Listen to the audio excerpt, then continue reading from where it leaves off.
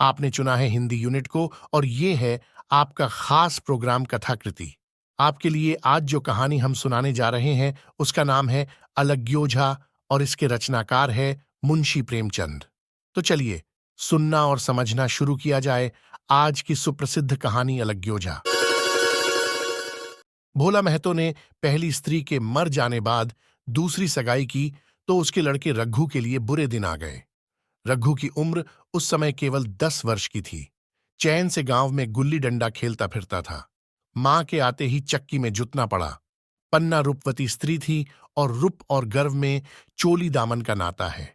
वह अपने हाथों से कोई काम न करती। गोबर रघु निकालता, बैलों को सानी रघु देता। रघु ही झूठे बर्तन मांजता। भोला की आंखें कुछ ऐसी फिरीं कि उसे अब रघु में सब बुराइयां ही बुराइयां नजर आतीं। पन्ना की बातों को वह प्राचीन मर्यादानुसार आंखें बंद करके मान लेता था। रघु की शिकायतों की जरा परवाह न करता। नतीजा यह हुआ कि रघु ने शिकायत करना ही छोड़ दिया। किसके सामने रोए? बाप ही नहीं, सारा गांव उसका दुश्मन था। बड़ा जिद्दी लड़का है, पन्ना को तो कुछ समझता ही नहीं। बेचारी उसका दुलार करती है, खिलाती पिलाती है, ये उसी का फल है। दूसरी औरत होती तो निबाह न होता। वह तो कहो, पन्ना इतनी सीधी सादी है कि निबाह होता जाता है। सबल की शिकायतें सब सुनते हैं, निर्बल की फरियाद भी कोई नहीं सुनता। रघु का हृदय मां की ओर से दिन दिन फटता जाता था। यहां तक कि 8 साल गुजर गए और एक दिन भोला के नाम भी मृत्यु का संदेश आ पहुंचा। पन्ना के 4 बच्चे थे, 3 बेटे और एक बेटी। इतना बड़ा खर्च और कमाने वाला कोई नहीं। रघु अब क्यों बात पूछने लगा? यह मानी हुई बात थी। अपनी स्त्री लाएगा और अलग रहेगा। स्त्री आकर और भी आग लगाएगी। पन्ना को चारों ओर अंधेरा ही अंधेरा दिखाई देता था। पर कुछ भी हो, वह रघु की आसरैत बनकर घर में न रहेगी। जिस घर में उसने राज किया उसमें अब लौंडी न बनेगी। जिस लौंडे को अपना गुलाम समझा उसका मुंह न ताकेगी। वह सुंदर थी, अवस्था अभी कुछ ऐसी ज्यादा न थी। जवानी अपनी पूरी बहार पर थी। क्या वह कोई दूसरा घर नहीं कर सकती? यही ना होगा, लोग हंसेंगे। बला से उसकी बिरादरी में क्या ऐसा होता नहीं? ब्राह्मण ठाकुर थोड़ी ही थी कि नाक कट जाएगी। यह तो उन्हीं ऊंची जातों में होता है कि घर में चाहे जो कुछ करो, बाहर पर्दा ढका रहे। वह तो संसार को दिखाकर दूसरा घर कर सकती है। फिर वह रघु की दबैल बनकर क्यों रहे? भोला को मरे 1 महीना गुजर चुका था। संध्या हो गई थी। पन्ना इसी चिंता में पड़ी हुई थी कि सहसा उसे ख्याल आया, लड़के घर में नहीं है। ये बैलों के लौटने की बेला है, कहीं कोई लड़का उनके नीचे ना आ जाए। अब द्वार पर कौन है जो उनकी देखभाल करेगा? रघु को मेरे लड़के फूटी आंखों नहीं भाते, कभी हंसकर नहीं बोलता। घर से बाहर निकली तो देखा रघु सामने झोपड़े में बैठा ऊख की गंडेरियां बना रहा है। लड़के उसे घेरे खड़े हैं और छोटी लड़की उसकी गर्दन में हाथ डाले उसकी पीठ पर सवार होने की चेष्टा कर रही है। पन्ना को अपनी आंखों पर विश्वास न आया। आज तो यह नई बात है। शायद दुनिया को दिखाता है कि मैं अपने भाइयों को कितना चाहता हूं और मन में छुरी रखी हुई है। घात मिले तो जान ही ले ले। काला सांप है, काला सांप, कठोर स्वर में बोली। तुम सबके सब वहां क्या करते हो? घर में आओ, सांझ की बेला है, गोरू आते होंगे। रघु ने विनीत नेत्रों से देखकर कहा, मैं तो हूं ही काकी, डर किस बात का है? बड़ा लड़का केदार बोला, काकी, रघु दादा ने हमारे लिए 2 गाड़ियां बना दी हैं। यह देख, एक पर हम और खुन्नू बैठेंगे, दूसरी पर लक्ष्मण और झुनिया। दादा दोनों गाड़ियां खींचेंगे। यह कहकर वह एक कोने से 2 छोटी छोटी गाड़ियां निकाल लाया। 4 4 पहिए लगे थे। बैठने के लिए तख्ते और रोक के लिए दोनों तरफ बाजू थे। पन्ना ने आश्चर्य से पूछा, ये गाड़ियां किसने बनाई? केदार ने चिढ़कर कहा, रघु दादा ने बनाई हैं। और किसने? भगत के घर से बसूला और रुखानी मांग लाए और छटपट बना दी। खूब दौड़ती हैं काकी, बैठ खुन्नू, मैं खींचूं। खुन्नू गाड़ी में बैठ गया। केदार खींचने लगा। चरचर शोर हुआ, मानो गाड़ी भी इस खेल में लड़कों के साथ शरीक है। लक्ष्मण ने दूसरी गाड़ी में बैठकर कहा, दादा खींचो। रघु ने झुनिया को भी गाड़ी में बिठा दिया और गाड़ी खींचता हुआ दौड़ा। तीनों लड़के तालियां बजाने लगे। पन्ना चकित नेत्रों से यह दृश्य देख रही थी और सोच रही थी कि यह वही रघु है या कोई और। थोड़ी देर के बाद दोनों गाड़ियां लौटीं। लड़के घर में जाकर इस यान यात्रा के अनुभव बयान करने लगे। कितने खुश थे सब, मानो हवाई जहाज पर बैठ आए हों। हुन्नू ने कहा, काकी सब पेड़ दौड़ रहे थे। लक्ष्मण और बचिया कैसी भागी, सबकी सब दौड़ी। केदार काकी, रघु दादा, दोनों गाड़ियां एक साथ खींच ले जाते हैं। झुनिया सबसे छोटी थी। उसकी व्यंजना शक्ति उछल कूद और नेत्रों तक परिमित थी। तालियां बजा बजा कर नाच रही थीं। हुन्नू, अब हमारे घर गाय भी आ जाएगी काकी। रघु दादा ने गिरधारी से कहा है कि हमें एक गाय ला दो। गिरधारी बोला, कल लाऊंगा। केदार, 3 सेर दूध देती है काकी, खूब दूध पिएंगे। इतने में रघु भी अंदर आ गया। पन्ना ने अवहेलना की दृष्टि से देखकर पूछा, क्यों रघु, तुमने गिरधारी से कोई गाय मांगी है? रघु ने क्षमा प्रार्थना के भाव से कहा, हां, मांगी तो है, कल लावेगा। पन्ना, रुपये किसके घर से आएंगे यह भी सोचा है? रघु, सब सोच लिया है काकी। मेरी यह मुहर नहीं है, इसके 25 रुपये मिल रहे हैं। 5 रुपये बछिया के मुजरा दे दूंगा। बस गाय अपनी हो जाएगी। पन्ना सन्नाटे में आ गई। अब उसका अविश्वासी मन भी रघु के प्रेम और सज्जनता को अस्वीकार न कर सका। बोली, मुहर को क्यों बेचे देते हो? गाय की अभी कौन जल्दी है? हाथ में पैसे हो जाएं तो ले लेना। सूना सूना गला अच्छा न लगेगा। इतने दिनों गाय नहीं रही तो क्या लड़के नहीं जिए? रघु दार्शनिक भाव से बोला, बच्चों के खाने पीने के यही दिन है काकी। इस उम्र में न खाया तो फिर क्या खाएंगे? मुहर पहनना मुझे अच्छा भी नहीं मालूम होता। लोग समझते होंगे कि बाप तो मर गया, इसे मुहर पहनने की सूझी है। भोला महतो गाय की चिंता ही में चल बसे। न रुपये आए और न गाय मिली। मजबूर थे। रघु ने यह समस्या कितनी सुगमता से हल कर दी। आज जीवन में पहली बार पन्ना को रघु पर विश्वास आया। बोली, जब गहना ही बेचना है तो अपनी मुहर क्यों बेचोगे? मेरी हंसुली ले लेना। रघु, नहीं काकी, वह तुम्हारे गले में बहुत अच्छी लगती है। मर्दों को क्या, मुहर पहने या न पहने। पन्ना, चल, मैं बूढ़ी हुई, अब हंसुली पहनकर क्या करना है? तू अभी लड़का है, तेरा गला अच्छा न लगेगा। रघु मुस्कुराकर बोला, तुम अभी से कैसे बूढ़ी हो गई? गांव में है कौन तुम्हारे बराबर? रघु की सरल आलोचना ने पन्ना को लज्जित कर दिया। उसके रुखे मुरझाए मुख पर प्रसन्नता की लाली दौड़ गई। 5 साल गुजर गए। रघु का सा मेहनती, ईमानदार, बात का धनी दूसरा किसान गांव में न था। पन्ना की इच्छा के बिना कोई काम न करता। उसकी उम्र अब 23 साल की हो गई थी। पन्ना बार बार कहती, भिया, बहू को विदा करा लाओ, कब तक नहर में पड़ी रहेगी? सब लोग मुझी को बदनाम करते हैं कि यही बहू को नहीं आने देती, मगर रघु टाल देता था। कहता कि अभी जल्दी क्या है? उसे अपनी स्त्री के रंग ढंग का कुछ परिचय दूसरों से मिल चुका था। ऐसी औरत को घर में लाकर वह अपनी शांति में बाधा नहीं डालना चाहता था। आखिर एक दिन पन्ना ने जिद करके कहा, तो तुम न लाओगे? कह दिया कि अभी कोई जल्दी नहीं। तुम्हारे लिए जल्दी ना होगी, मेरे लिए तो जल्दी है। मैं आज आदमी भेजती हूं। पछताओगी काकी, उसका मिजाज अच्छा नहीं है। तुम्हारी बला से, जब मैं उससे बोलूंगी ही नहीं तो क्या हवा से लड़ेगी? रोटियां तो बना लेगी, मुझसे भीतर बाहर का सारा काम नहीं होता। मैं आज बुलाए लेती हूं। बुलाना चाहती हो बुला लो, मगर फिर यह न कहना कि यह मेहरिया को ठीक नहीं करता, उसका गुलाम हो गया। न कहूंगी, जाकर 2 साड़ियां और मिठाई ले आ। तीसरे दिन मुलिया मैके से आ गई। दरवाजे पर नगाड़े बजे, शहनाइयों की मधुर ध्वनि आकाश में गूंजने लगी। मुंह दिखावे की रस्म अदा हुई। वह इस मरुभूमि में निर्मल जलधारा थी।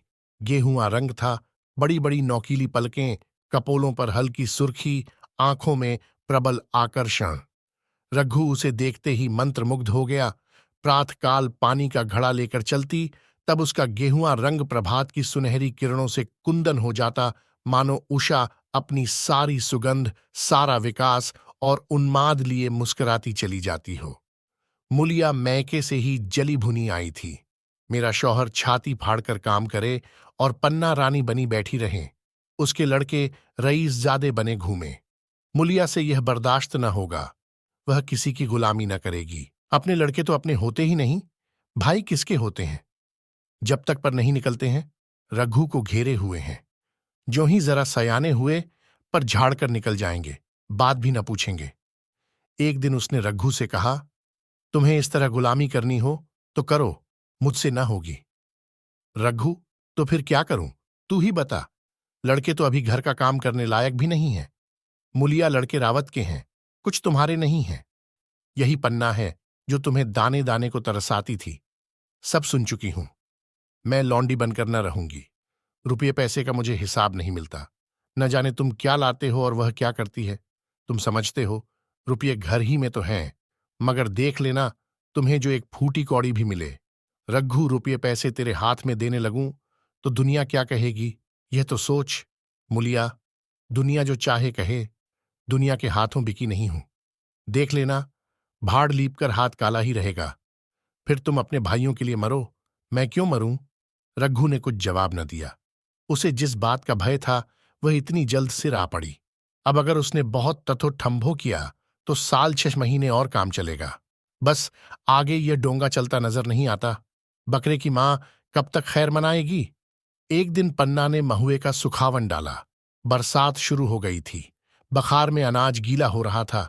मुलिया से बोली, बहू, जरा देखती रहना, मैं तालाब से नहाऊं?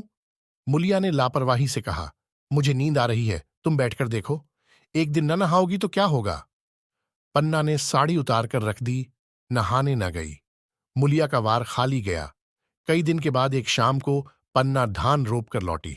अंधेरा हो गया था। दिन भर की भूखी थी। आशा थी बहू ने रोटी बना रखी होगी, मगर देखा तो यहां चूल्हा ठंडा पड़ा हुआ था और बच्चे मारे भूख के तड़प रहे थे। पन्ना ने आहिस्ते से पूछा, आज अभी चूल्हा नहीं जला? केदार ने कहा, आज दोपहर को भी चूल्हा नहीं जला काकी। भाभी ने कुछ बनाया ही नहीं। पन्ना, तो तुम लोगों ने खाया क्या? केदार, कुछ नहीं, रात की रोटियां थीं, हुन्नू और लक्ष्मण ने खाईं, मैंने सत्तू खा लिया। पन्ना और बहू? केदार, वह पड़ी सो रही है, कुछ नहीं खाया। पन्ना ने उसी वक्त चूल्हा जलाया और खाना बनाने बैठ गई। आटा गूंथती थी और रोती थी। क्या नसीब है, दिन भर खेत में जली, घर आई तो चूल्हे के सामने जलना पड़ा। केदार का 14वां साल था। भाभी के रंग ढंग देखकर सारी स्थिति समझ रहा था। बोला, काकी, भाभी अब तुम्हारे साथ रहना नहीं चाहती? पन्ना ने चौंक कर पूछा, क्या कुछ कहती थी? केदार, कहती कुछ नहीं थी, मगर है उसके मन में यही बात। फिर तुम क्यों नहीं उसे छोड़ देती? जैसे चाहे रहे, हमारा भी भगवान है। पन्ना ने दांतों से जीभ दबाकर कहा, चुप, मेरे सामने ऐसी बात भूलकर भी न कहना। रघु तुम्हारा भाई नहीं, तुम्हारा बाप है। मुलिया से कभी बोलोगे तो समझ लेना जहर खा लूंगी। दशहरे का त्योहार आया। इस गांव से कोस भर एक पूर्वे में मेला लगता था। गांव के सब लड़के मेला देखने चले। पन्ना भी लड़कों के साथ चलने को तैयार हुई, मगर पैसे कहां से आए? कुंजी तो मुलिया के पास थी। रघु ने आकर मुलिया से कहा, लड़के मेले जा रहे हैं, सबों को 2-2 पैसे दे दो। मुलिया ने त्योरियां चढ़ाकर कहा, पैसे घर में नहीं हैं। रघु, अभी तो तेलहन बिका था, क्या इतनी जल्दी रुपये उठ गए? मुलिया, हाँ, उठ गए। रघु, कहाँ उठ गए? जरा सुनूं, आज त्योहार के दिन लड़के मेला देखने न जाएंगे? मुलिया, अपनी काकी से कहो पैसे निकालें, गाड़कर क्या करेंगी? खूंटी पर कुंजी लटक रही थी। रघु ने कुंजी उतारी और चाहा कि संदूक खोले कि मुलिया ने उसका हाथ पकड़ लिया और बोली, कुंजी मुझे दे दो, नहीं तो ठीक ना होगा। खाने पहनने को भी चाहिए, कागज किताब को भी चाहिए, उस पर मेला देखने को भी चाहिए। हमारी कमाई इसलिए नहीं है कि दूसरे खाएं और मूंछों पर ताव दें। पन्ना ने रघु से कहा, भैया, पैसे क्या होंगे? लड़के मेला देखने न जाएंगे। रघु ने झिड़क कर कहा, मेला देखने क्यों न जाएंगे? सारा गांव जा रहा है, हमारे ही लड़के न जाएंगे? यह कहकर रघु ने अपना हाथ छुड़ा लिया और पैसे निकालकर लड़कों को दे दिए। मगर कुंजी जब मुलिया को देने लगा, तब उसने उसे आंगन में फेंक दिया और मुंह लपेटकर लेट गई। लड़के मेला देखने न गए। इसके बाद 2 दिन गुजर गए। मुलिया ने कुछ नहीं खाया और पन्ना भी भूखी रही। रघु कभी इसे मनाता, कभी उसे, पर न यह उठती न वह। आखिर रघु ने हैरान होकर मुलिया से पूछा, कुछ मुंह से तो कह, चाहती क्या है? मुलिया ने धरती को संबोधित करके कहा, मैं कुछ नहीं चाहती, मुझे मेरे घर पहुंचा दो। रघु, अच्छा उठ, बना खा, पहुंचा दूंगा। मुलिया ने रघु की ओर आंखें उठाई। रघु उसकी सूरत देखकर डर गया। वह माधुर्य, वह मोहकता, वह लावण्य गायब हो गया था। दांत निकल आए थे, आंखें फट गई थीं और नथुने फड़क रहे थे। अंगारे किसी लाल आंखों से देखकर बोली, अच्छा, तो काकी ने ये सलाह दी है, ये मंत्र पढ़ाया है, तो यहां ऐसी कच्ची नहीं हूं, तुम दोनों की छाती पर मूंग दलूंगी। हो किस फेर में? रघु, अच्छा, तो मूंग ही दल लेना, कुछ खा पी लेगी, तभी तो मूंग दल सकेगी। मूलिया, अब तो तभी मुंह में पानी डालूंगी जब घर अलग हो जाएगा, बहुत झेल चुकी, अब नहीं झेला जाता। रघु सन्नाटे में आ गया। 1 मिनट तक उसके मुंह से आवाज ही न निकली। अलग होने की उसने स्वप्न में भी कल्पना न की थी। उसने गांव में 2-4 परिवारों को अलग होते देखा था। वह खूब जानता था, रोटी के साथ लोगों के हृदय भी अलग हो जाते हैं, अपने हमेशा के लिए गैर हो जाते हैं। फिर उनमें वही नाता रह जाता है जो गांव के और आदमियों में। रघु ने मन में ठान लिया था कि इस विपत्ति को घर में न आने दूंगा, मगर होनहार के सामने उसकी एक न चली। आह, मेरे मुंह में कालिख लगेगी। दुनिया यही कहेगी कि बाप के मर जाने पर 10 साल भी एक में निबाह न हो सका। फिर किससे अलग हो जाऊं? जिनको गोद में खिलाया, जिनको बच्चों की तरह पाला, जिनके लिए तरह तरह के कष्ट झेले, उन्हीं से अलग हो जाऊं? अपने प्यारों को घर से निकाल बाहर करूं? उसका गला फंस गया। कांपते हुए स्वर में बोला, तू क्या चाहती है कि मैं अपने भाइयों से अलग हो जाऊं? भला सोच तो, कहीं मुंह दिखाने लायक रहूंगा? मुलिया, तो मेरा इन लोगों के साथ निबाह न होगा। रघु, तो तू अलग हो जा, मुझे अपने साथ क्यों घसीटती है? मुलिया, तो मुझे क्या तुम्हारे घर में मिठाई मिलती है? मेरे लिए क्या संसार में जगह नहीं है? रघु, तेरी जैसी मर्जी, जहां चाहे रह, मैं अपने घर वालों से अलग नहीं हो सकता। जिस दिन इस घर में 2 चूल्हे जलेंगे, उस दिन मेरे कलेजे के 2 टुकड़े हो जाएंगे। मैं यह चोट नहीं सह सकता। तुझे जो तकलीफ हो, वह मैं दूर कर सकता हूं। माल असबाब की मालकिन तू है ही, अनाज पानी तेरे ही हाथ है, अब रह क्या गया है? अगर कुछ काम धंधा करना नहीं चाहती, मत कर। भगवान ने मुझे समाई दी होती तो मैं तुझे तिनका तक उठाने न देता। तेरे यह सुकुमार हाथ पांव मेहनत मजदूरी करने के लिए बनाए ही नहीं गए हैं, मगर क्या करूं, अपना कुछ बस ही नहीं है। फिर भी तेरा जी कोई काम करने को न चाहे, मत कर, मगर मुझसे अलग होने को न कह, तेरे पैरों पड़ता हूं। मुलिया ने सिर से आंचल खिसकाया और जरा समीप आकर बोली, मैं काम करने से नहीं डरती, न बैठे बैठे खाना चाहती हूं, मगर मुझसे किसी की धौंस नहीं सही जाती। तुम्हारी ही काकी घर का काम काज करती हैं, तो अपने लिए करती हैं, अपने बाल बच्चों के लिए करती हैं, मुझ पर कुछ एहसान नहीं करती, फिर मुझ पर धौंस क्यों जमाती हैं? उन्हें अपने बच्चे प्यारे होंगे, मुझे तो तुम्हारा आसरा है। मैं अपनी आंखों से यह नहीं देख सकती कि सारा घर तो चैन करे, जरा जरा से बच्चे तो दूध पिए, और जिसके बल बूते पर गृहस्थी बनी हुई है, वह मट्ठे को तरसे, कोई उसका पूछने वाला ना हो। जरा अपना मुंह तो देखो, कैसी सूरत निकल आई है। औरों के तो 4 बरस में अपने पट्ठे तैयार हो जाएंगे, तुम तो 10 साल में खाट पर पड़ जाओगे। बैठ जाओ, खड़े क्यों हो, क्या मारकर भागोगे? मैं तुम्हें जबरदस्ती न बांध लूंगी, या मालकिन का हुक्म नहीं है? सच कहूं, तुम बड़े कटकलेजी हो। मैं जानती, ऐसे निर्मोहिये से पाला पड़ेगा तो इस घर में भूल से ना आती। आती भी तो मन न लगाती, मगर अब तो मन तुमसे लग गया। घर भी जाऊं तो मन यहां ही रहेगा, और तुम जो हो, मेरी बात नहीं पूछते। मुलिया की ये रसीली बातें रघु पर कोई असर न डाल सकीं। वह उसी रुखाई से बोला, मुलिया, मुझसे यह न होगा। अलग होने का ध्यान करते ही मेरा मन न जाने कैसा हो जाता है। यह चोट मुझसे न सही जाएगी। मुलिया ने परिहास करके कहा, तो चूड़ियां पहनकर अंदर बैठो ना, लाओ, मैं मूछें लगा लूं। मैं तो समझती थी कि तुम में भी कुछ कसबल है, अब देखती हूं तो निरे मिट्टी के लोंदे हो। पन्ना दालान में खड़ी दोनों की बातचीत सुन रही थी। अब उससे न रहा गया। सामने आकर रघु से बोली, जब वह अलग होने पर तुली हुई है, फिर तुम क्यों उसे जबरदस्ती मिलाए रखना चाहते हो? तुम उसे लेकर रहो, हमारे भगवान मालिक हैं। जब महतो मर गए थे और कहीं पत्ती की भी छाह न थी, जब उस वक्त भगवान ने निबाह दिया, तो अब क्या डर? अब तो भगवान की दया से तीनों लड़के सयाने हो गए हैं, अब कोई चिंता नहीं। रघु ने आंसू भरी आंखों से पन्ना को देखकर कहा, काकी, तू भी पागल हो गई है क्या? जानती नहीं, 2 रोटियां होते ही 2 मन हो जाते हैं। पन्ना, जब वह मानती ही नहीं, तब तुम क्या करोगे? भगवान की मर्जी होगी तो कोई क्या करेगा? परालब्ध में जितने दिन एक साथ रहना लिखा था, उतने दिन रहे। अब उसकी यही मर्जी है तो यही सही। तुमने मेरे बाल बच्चों के लिए जो कुछ किया, वह भूल नहीं सकती। तुमने इनके सिर हाथ न रखा होता तो आज इनकी न जाने क्या गति होती, न जाने किसके द्वार पर ठोकरें खाते होते, न जाने कहां कहां भीख मांगते फिरते। तुम्हारा जस मरते दम तक गाऊंगी। अगर मेरी खाल तुम्हारे जूते बनाने के काम आए तो खुशी से दे दूं। चाहे तुमसे अलग हो जाऊं, पर जिस घड़ी पुकारोगे कुत्ते की तरह दौड़ी आऊंगी। ये भूल कर भी न सोचना कि तुमसे अलग होकर मैं तुम्हारा बुरा चेतूंगी। जिस दिन तुम्हारा अनभल मेरे मन में आएगा उसी दिन विष खाकर मर जाऊंगी। भगवान करे तुम दूधों नहाऊं पूतों फलों। मरते दम तक यही असीस मेरे रोए रोए से निकलती रहेगी। और अगर लड़के भी अपने बाप के हैं तो मरते दम तक तुम्हारा पोस मानेंगे। ये कहकर पन्ना रोती हुई वहां से चली गई। रघु वहीं मूर्ति की तरह बैठा रहा। आसमान की ओर टकटकी लगी थी और आंखों से आंसू बह रहे थे। पन्ना की बातें सुनकर मुलिया समझ गई कि अपने पौ 12 हैं। छटपट उठी, घर में झाड़ू लगाई, चूल्हा जलाया और कुएं से पानी लाने चली। उसकी टेक पूरी हो गई थी। गांव में स्त्रियों के 2 दल होते हैं, एक बहुओं का, दूसरा सासों का। बहुएं सलाह और सहानुभूति के लिए अपने दल में जाती हैं, सांसें अपने में। दोनों की पंचायतें अलग होती हैं।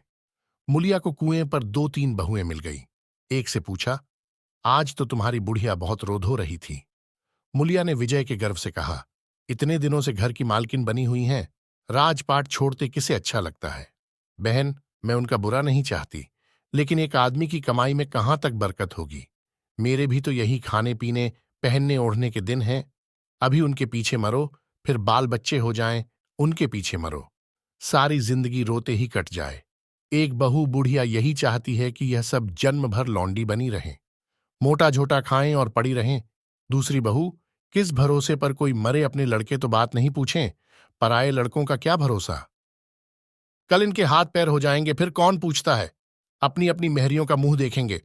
पहले ही से फटकार देना अच्छा है, फिर तो कोई कलंक ना होगा। मुलिया पानी लेकर गई, खाना बनाया और रघु से बोली, जाओ नहा आओ, रोटी तैयार है। रघु ने मानो सुना ही नहीं, सिर पर हाथ रखकर द्वार की तरफ ताकता रहा। मुलिया क्या कहती हूं, कुछ सुनाई देता है। रोटी तैयार है, जाओ नहा आओ। रघु, सुन तो रहा हूं, क्या बह रहा हूं। रोटी तैयार है तो जाकर खा ले, मुझे भूख नहीं है। मुलिया ने फिर नहीं कहा। जाकर चूल्हा बुझा दिया, रोटियां उठाकर छींके पर रख दी और मुंह ढांक कर लेट रही। जरा देर में पन्ना आकर बोली, खाना तैयार है, नहा धोकर खा लो, बहू भी भूखी होगी। रघु ने झुंझलाकर कहा, काकी तू घर में रहने देगी कि मुंह में कालिख लगाकर कहीं निकल जाऊं। खाना तो खाना ही है, आज न खाऊंगा कल खाऊंगा, लेकिन अभी मुझसे न खाया जाएगा। केदार, क्या अभी मदरसे से नहीं आया। पन्ना, अभी तो नहीं आया, आता ही होगा। पन्ना समझ गई कि जब तक वह खाना बनाकर लड़कों को न खिलाएगी और खुद न खाएगी, रघु न खाएगा। इतना ही नहीं, उसे रघु से लड़ाई करनी पड़ेगी, उसे जली कटी सुनानी पड़ेगी। उसे यह दिखाना पड़ेगा कि मैं ही उससे अलग होना चाहती हूं, नहीं तो वह इसी चिंता में घुल घुल कर प्राण दे देगा। यह सोचकर उसने अलग चूल्हा जलाया और खाना बनाने लगी। इतने में केदार और खुन्नू मदरसे से आ गए। पन्ना ने कहा, आओ बेटा, खा लो, रोटी तैयार है। केदार ने पूछा, भिया को भी बुला लूं ना। पन्ना, तुम आकर खा लो, उसकी रोटी बहू ने अलग बनाई है। खुन्नू, जाकर भिया से पूछना आऊं। पन्ना, जब उनका जी चाहेगा खाएंगे, तू बैठकर खा, तुझे इन बातों से क्या मतलब। जिसका जी चाहेगा खाएगा, जिसका जी ना चाहेगा ना खाएगा। जब वह और उसकी बीवी अलग रहने पर तुले हैं तो कौन मनाए। केदार, तो क्यों अम्मा जी, क्या हम अलग घर में रहेंगे। पन्ना, उनका जी चाहे एक घर में रहें, जी चाहे आंगन में दीवार डाल लें। हुन्नू ने दरवाजे पर आकर झांका, सामने फूस की झोपड़ी थी, वहीं खाट पर पड़ा रघु नारियल पी रहा था। हुन्नू, भिया तो अभी नारियल लिए बैठे हैं। पन्ना, जब जी चाहेगा खाएंगे। केदार, भिया ने भाभी को डांटा नहीं। मुलिया अपनी कोठरी में पड़ी सुन रही थी। बाहर आकर बोली, भिया ने तो नहीं डांटा, अब तुम आकर डांटो। केदार के चेहरे का रंग उड़ गया, फिर जबान न खोली। तीनों लड़कों ने खाना खाया और बाहर निकले। लू चलने लगी थी। आम के बाग में गांव के लड़के लड़कियां हवा से गिरे हुए आम चुन रहे थे। केदार ने कहा, आज हम भी आम चुनने चलें, खूब आम गिर रहे हैं। खुन्नू, दादा जो बैठे हैं। लक्ष्मण, मैं न जाऊंगा, दादा घुड़केंगे। केदार, वह तो अब अलग हो गए। लक्ष्मण, तो अब हमको कोई मारेगा तब भी दादा न बोलेंगे। केदार, वाह, तब क्यों ना बोलेंगे। रघु ने तीनों लड़कों को दरवाजे पर खड़े देखा, पर कुछ बोला नहीं। पहले तो वह घर के बाहर निकलते ही उन्हें डांट बैठता था, पर आज वह मूर्ति के समान निश्चल बैठा रहा। अब लड़कों को कुछ साहस हुआ, कुछ दूर और आगे बढ़े। रघु अब भी न बोला। कैसे बोले? वह सोच रहा था। काकी ने लड़कों को खिला पिला दिया, मुझसे पूछा तक नहीं। क्या उसकी आंखों पर भी पर्दा पड़ गया है? अगर मैंने लड़कों को पुकारा और वह न आए तो मैं उनको मार पीट तो न सकूंगा। लू में सब मारे मारे फिरेंगे, कहीं बीमार न पड़ जाएं। उसका दिल महसूस कर रह जाता था, लेकिन मुंह से कुछ कह न सकता था। लड़कों ने देखा कि ये बिल्कुल नहीं बोलते, तो निर्भय होकर चल पड़े। सहसा मुलिया ने आकर कहा, अब तो उठोगे कि अब भी नहीं? जिनके नाम पर फाका कर रहे हो, उन्होंने मजे से लड़कों को खिलाया और आप खाया, अब आराम से सो रही हैं। मोर पिया बात न पूछें, मोर सुहागिन ना हव। एक बार भी तो मुंह से न फूटा कि चलो भैया खा लो। रघु को इस समय मर्मांतक पीड़ा हो रही थी। मुलिया के इन कठोर शब्दों ने घाव पर नमक छिड़क दिया। दुखित नेत्रों से देखकर बोला, तेरी जो मर्जी थी वही तो हुआ, अब जा ढोल बजा। मुलिया, नहीं, तुम्हारे लिए थाली परोसे बैठी हैं। रघु, मुझे चिढ़ा मत, तेरे पीछे मैं भी बदनाम हो रहा हूं। जब तू किसी की होकर नहीं रहना चाहती तो दूसरे को क्या गरज है जो तेरी खुशामद करे? जाकर काकी से पूछ, लड़के आम चुनने गए हैं, उन्हें पकड़ लाऊं? मुलिया अंगूठा दिखाकर बोली, यह जाता है, तुम्हें 100 बार गरज हो जाकर पूछो। इतने में पन्ना भी भीतर से निकल आई। रघु ने पूछा, लड़के बगीचे में चले गए। काकी, लू चल रही है। पन्ना, अब उनका कौन पुछत्तर है? बगीचे में जाएं, पेड़ पर चढ़ें, पानी में डूबें। मैं अकेली क्या क्या करूं? रघु, जाकर पकड़ लाऊं? पन्ना, जब तुम्हें अपने मन से नहीं जाना है तो फिर मैं जाने को क्यों कहूं? तुम्हें रोकना होता तो रोक न देते, तुम्हारे सामने ही तो गए होंगे। पन्ना की बात पूरी भी न हुई थी कि रघु ने नारियल कोने में रख दिया और बाग की तरफ चला।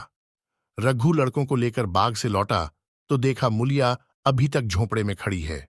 बोला, तू जाकर खा क्यों नहीं लेती? मुझे तो इस बेला भूख नहीं है। मुलिया ऐंठ कर बोली, हाँ, भूख क्यों लगेगी? भाइयों ने खाया, वह तुम्हारे पेट में पहुंच ही गया होगा। रघु ने दांत पीसकर कहा, मुझे जला मत मुलिया, नहीं अच्छा ना होगा। खाना कहीं भागा नहीं जाता। एक बेला ना खाऊंगा तो मर ना जाऊंगा। क्या तू समझती है घर में आज कोई छोटी बात हो गई है? तूने घर में चूल्हा नहीं जलाया, मेरे कलेजे में आग लगाई है। मुझे घमंड था कि और चाहे कुछ हो जाए, पर मेरे घर में फूट का रोग ना आने पाएगा, पर तूने मेरा घमंड चूर कर दिया। परालब्ध की बात है। मुलिया तिनक कर बोली, सारा मोह छोह तुम्ही को है कि और किसी को है? मैं तो किसी को तुम्हारी तरह बिसूरते नहीं देखती। रघु ने ठंडी सांस खींचकर कहा, मुलिया, घाव पर नोन न छिड़क, तेरे ही कारण मेरी पीठ में धूल लग रही है। मुझे इस गृहस्थी का मोह न होगा तो किसे होगा? मैंने ही तो इसे मर मर जोड़ा। जिनको गोद में खेलाया वहीं अब मेरे पट्टीदार होंगे। जिन बच्चों को मैं डांटता था उन्हें आज कड़ी आंखों से भी नहीं देख सकता। मैं उनके भले के लिए भी कोई बात करूं तो दुनिया यही कहेगी कि यह अपने भाइयों को लूटे लेता है। जा, मुझे छोड़ दे, अभी मुझसे कुछ न खाया जाएगा। मुलिया, मैं कसम रखा दूंगी, नहीं चुपके से चले चलो। रघु, देख, अब भी कुछ नहीं बिगड़ा है, अपना हट छोड़ दे। मुलिया, हमारा ही लहू पिए जो खाने न उठे। रघु ने कानों पर हाथ रखकर कहा, यह तूने क्या किया मुलिया? मैं तो उठ ही रहा था, चल खा लूं।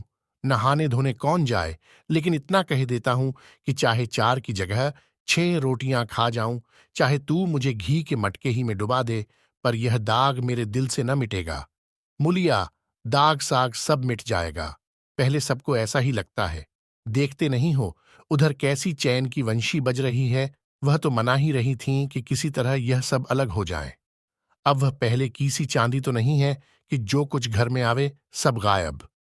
अब क्यों हमारे साथ रहने लगीं? रघु ने आहत स्वर में कहा, इसी बात का तो मुझे गम है। काकी से मुझे ऐसी आशा न थी। रघु खाने बैठा तो कौर विष के घूंट सा लगता था। जान पड़ता था रोटियां भूसी की हैं, दाल पानी सी लगती। पानी कंठ के नीचे न उतरता था, दूध की तरफ देखा तक नहीं। 2-4 ग्रास खाकर उठाया जैसे किसी प्रियजन के श्राद्ध का भोजन हो। रात का भोजन भी उसने इसी तरह किया। भोजन क्या किया, कसम पूरी की। रात भर उसका चित्त उद्विग्न रहा। एक अज्ञात शंका उसके मन पर छाई हुई थी, जैसे भोला महतो द्वार पर बैठा रो रहा हो। वह कई बार चौंक कर उठा। ऐसा जान पड़ा भोला उसकी ओर तिरस्कार की आंखों से देख रहा है। वह दोनों जून भोजन करता था, पर जैसे शत्रु के घर। भोला की शोकमग्न मूर्ति आंखों से न उतरती थी। रात को उसे नींद न आती। वह गांव में निकलता तो इस तरह मुंह चुराए, सिर झुकाए, मानो गो हत्या की हो। 5 साल गुजर गए। रघु अब 2 लड़कों का बाप था। आंगन में दीवार खिंच गई थी, खेतों में मेढ़ें डाल दी गई थीं और बैल बछिए बांट लिए गए थे। केदार की उम्र अब 19 की हो गई थी। उसने पढ़ना छोड़ दिया था और खेती का काम करता था। हुन्नू गाय चराता था। केवल लक्ष्मण अब तक मदर से जाता था। पन्ना और मुलिया दोनों एक दूसरे की सूरत से जलती थीं। मुलिया के दोनों लड़के बहुधा पन्ना ही के पास रहते।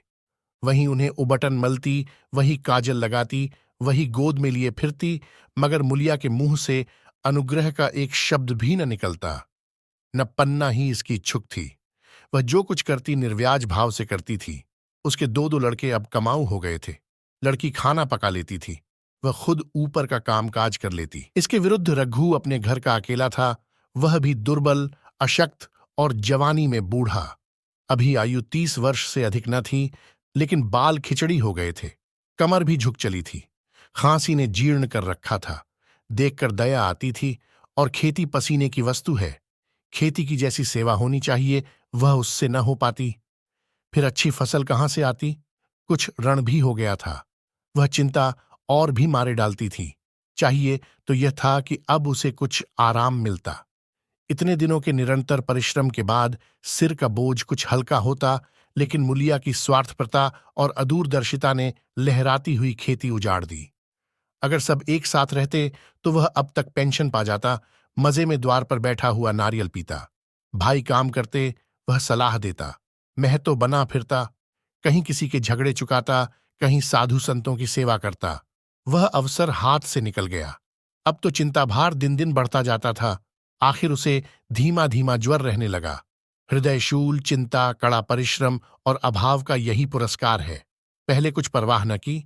समझा आप ही आप अच्छा हो जाएगा, मगर कमजोरी बढ़ने लगी तो दवा की फिक्र हुई। जिसने जो बता दिया खा लिया। डॉक्टरों और वैद्यों के पास जाने की सामर्थ्य कहाँ?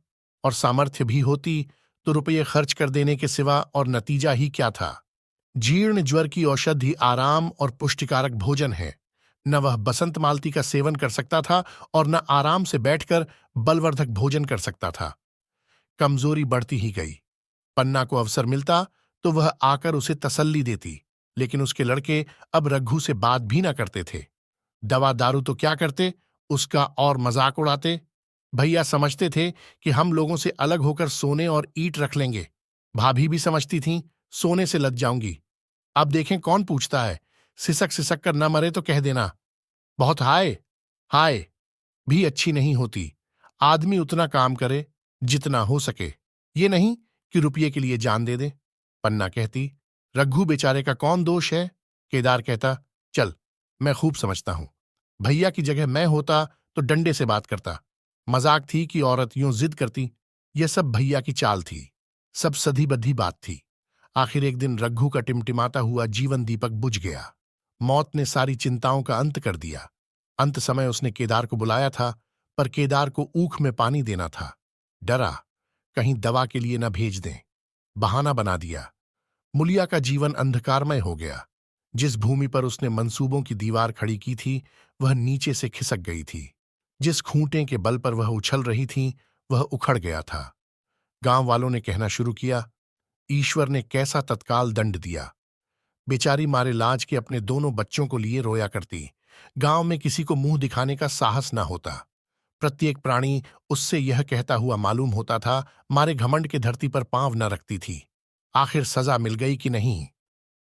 अब इस घर में कैसे निर्वाह होगा? वह किसके सहारे रहेगी? किसके बल पर खेती होगी? बेचारा रघु बीमार था, दुर्बल था, पर जब तक जीता रहा अपना काम करता रहा। मारे कमजोरी के कभी कभी सिर पकड़कर बैठ जाता और जरा दम लेकर फिर हाथ चलाने लगता था। सारी खेती तहस नहस हो रही थी, उसे कौन संभालेगा? अनाज की डांठें खलिहान में पड़ी थीं, ऊख अलग सूख रही थीं। वह अकेली क्या क्या करेगी? फिर सिंचाई अकेले आदमी का तो काम नहीं। 3-3 मजदूरों को कहां से लाए? गांव में मजदूर थे ही कितने? आदमियों के लिए खींचातानी हो रही थी। क्या करे क्या न करे, इस तरह 13 दिन बीत गए। क्रियाकर्म से छुट्टी मिली। दूसरे ही दिन सवेरे मुलिया ने दोनों बालकों को गोद में उठाया और अनाज मारने चली। खलिहान में पहुंचकर उसने एक को तो पेड़ के नीचे घास के नर्म बिस्तर पर सुला दिया और दूसरे को वहीं बैठाकर अनाज मारने लगी। बैलों को हाँकती थी और रोती थी। क्या इसीलिए भगवान ने उसको जन्म दिया था? देखते देखते क्या से क्या हो गया। इन्हीं दिनों पिछले साल भी अनाज मारा गया था। वह रघु के लिए लौटे में शरबत और मटर की घुंघनी लेकर आई थी। आज कोई उसके न आगे है न पीछे, लेकिन किसी की लौंडी तो नहीं हूं। उसे अलग होने का अब भी पछतावा न था।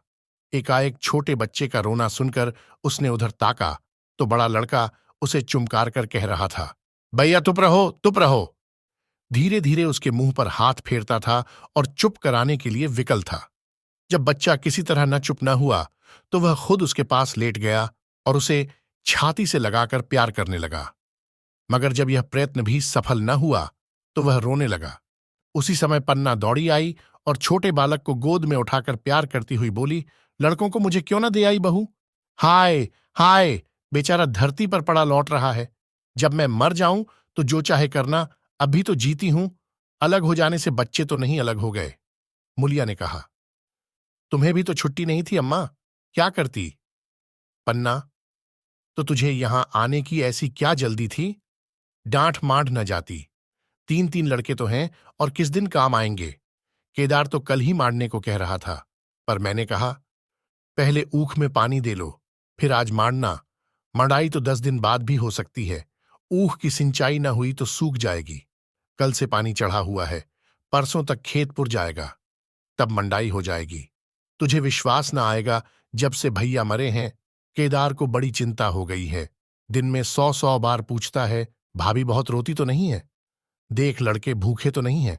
कोई लड़का रोता है तो दौड़ा आता है, देख अम्मा क्या हुआ, बच्चा क्यों रोता है?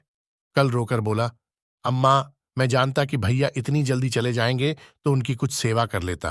कहाँ जगाए जगाए उठता था, अब देखती हो पहर रात से उठकर काम में लग जाता है। हुन्नू कल जरा सा बोला, पहले हम अपनी ऊख में पानी दे लेंगे, तब भैया की ऊख में देंगे। इस पर केदार ने ऐसा डांटा कि खुन्नू के मुंह से फिर बात न निकली। बोला, कैसी तुम्हारी और कैसी हमारी ऊख? भैया ने जिला न लिया होता तो आज या तो मर गए होते या कहीं भीख मांगते होते। आज तुम बड़े ऊख वाले बने हो। यह उन्हीं का पुण्य प्रताप है कि आज भले आदमी बने बैठे हो। परसों रोटी खाने को बुलाने गई तो मंडैया में बैठा रो रहा था। पूछा, क्यों रोता है? तो बोला, अम्मा भैया इसी अलग योझा के दुख से मर गए। नहीं, अभी उनकी उम्र ही क्या थी, ये उस वक्त न सूझा। नहीं, उनसे क्यों बिगाड़ करते? ये कहकर पन्ना ने मुलिया की ओर संकेतपूर्ण दृष्टि से देखकर कहा, तुम्हें वह अलग न रहने देगा बहू। कहता है भैया हमारे लिए मर गए तो हम भी उनके बाल बच्चों के लिए मर जाएंगे। मुलिया की आंखों से आंसू जारी थे। पन्ना की बातों में आज सच्ची वेदना, सच्ची सांत्वना, सच्ची चिंता भरी हुई थी। मुलिया का मन कभी उसकी ओर इतना आकर्षित न हुआ था। जिनसे उसे व्यंग्य और प्रतिकार का भय था, वे इतने दयालु, इतने शुभेच्छु हो गए थे। आज पहली बार उसे अपनी स्वार्थप्रता पर लज्जा आई। पहली बार आत्मा ने अलग्योझे पर धिक्कारा।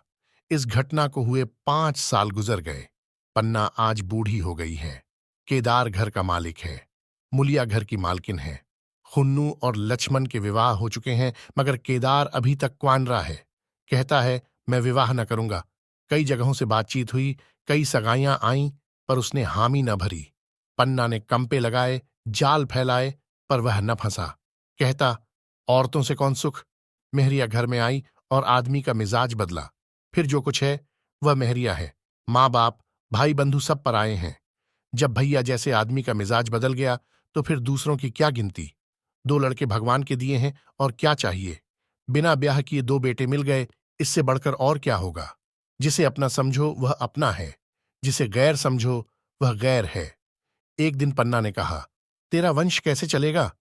केदार, मेरा वंश तो चल रहा है, दोनों लड़कों को अपना ही समझता हूं। पन्ना, समझने ही पर है तो तू मुलिया को भी अपनी मेहरिया समझता होगा? केदार ने झेंपते हुए कहा। तुम तो गाली देती हो अम्मा। पन्ना, गाली कैसी, तेरी भाभी ही तो है। केदार, मेरे जैसे लट गंवार को वह क्यों पूछने लगी? पन्ना, तू करने को कह तो मैं उससे पूछूं? केदार, नहीं मेरी अम्मा, कहीं रोने गाने न लगे। पन्ना, तेरा मन हो तो मैं बातों बातों में उसके मन की थाह लूं? केदार, मैं नहीं जानता, जो चाहे कर। पन्ना केदार के मन की बात समझ गई। लड़के का दिल मुलिया पर आया हुआ है, पर संकोच और भय के मारे कुछ नहीं कहता। उसी दिन उसने मुलिया से कहा, क्या करूं बहू, मन की लालसा मन में ही रह जाती है। केदार का घर भी बस जाता तो मैं निश्चिंत हो जाती। मुलिया, वह तो करने को ही नहीं कहते। पन्ना कहता है, ऐसी औरत मिले जो घर में मेल से रहे तो कर लूं। मुलिया, ऐसी औरत कहाँ मिलेगी, कहीं ढूंढो। पन्ना, मैंने तो ढूंढ लिया है। मुलिया, सच? किस गांव की है? पन्ना, अभी न बताऊंगी, मुदा यह जानती हूं कि उससे केदार की सगाई हो जाए तो घर बन जाए और केदार की जिंदगी भी सुफल हो जाए। न जाने लड़की मानेगी कि नहीं। मुलिया, मानेगी क्यों नहीं अम्मा, ऐसा सुंदर कमाऊ सुशील वर और कहाँ मिला जाता है। उस जन्म का कोई साधु महात्मा है, नहीं तो लड़ाई झगड़े के डर से कौन बिन ब्याह रहता है। कहाँ रहती है, मैं जाकर उसे मना लाऊंगी। पन्ना, तू चाहे तो उसे मना ले, तेरे ही ऊपर है। मुलिया, मैं आज ही चली जाऊंगी अम्मा, उसके पैरों पड़कर मना लाऊंगी।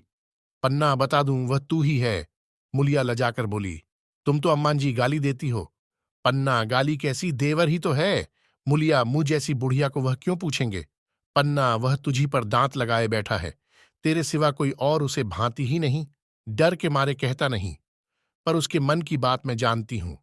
वैधव्य के शौक से मुरझाया हुआ मुलिया का पीत वदन कमल की भांति अरुण हो उठा।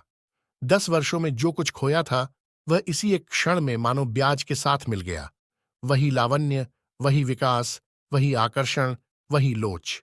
और यही ये कहानी हमारे दिमाग में संयुक्त परिवार के सारे पारिवारिक स्थितियों, आदर्शों और संवेदनाओं को उकेरती हुई समाप्त होती है।